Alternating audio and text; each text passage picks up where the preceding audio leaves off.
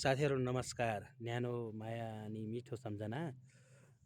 एउटा कुरा, तपाईँ के हो, कस्तो मान्छे हो भन्ने कुरा तपाईँको परिचय तपाईँको सामाजिक सञ्जालमा प्रष्ट देखाएको छ।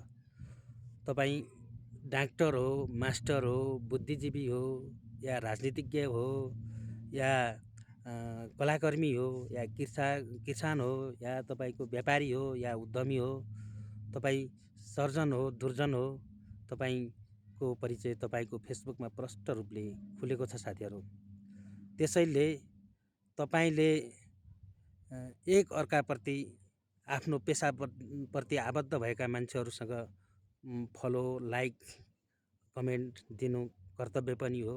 संसारका धेरै हामी जस्तै मान्छेहरूले सामाजिक सञ्जाल सही सदुपयोग गरेर यसलाई आय आर्जनको स्रोत पनि गरेका छन्।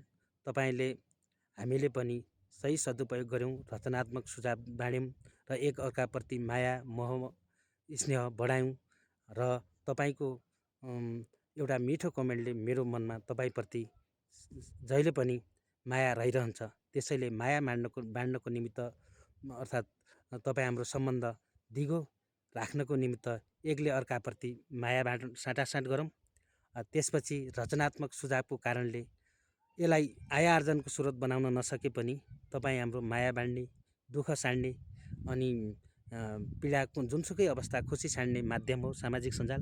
त्यसैले मेरो सम्पूर्ण सामाजिक सञ्जाल प्रयोगकर्ता साथीहरूसँग मेरो विनम्र अनुरोध गर्न चाहन्छु र तपाईँ हामीले एक अर्काप्रति माया ममता बाँड्यौँ भने तपाईँ हामी पनि सफल हुनेछौँ र तपाईँ हाम्रो यो बाँचुन्जेलसम्म यो माया सधैँ रहिरहनेछ। हवस्, धन्यवाद। फलो चाहिँ गरौँ।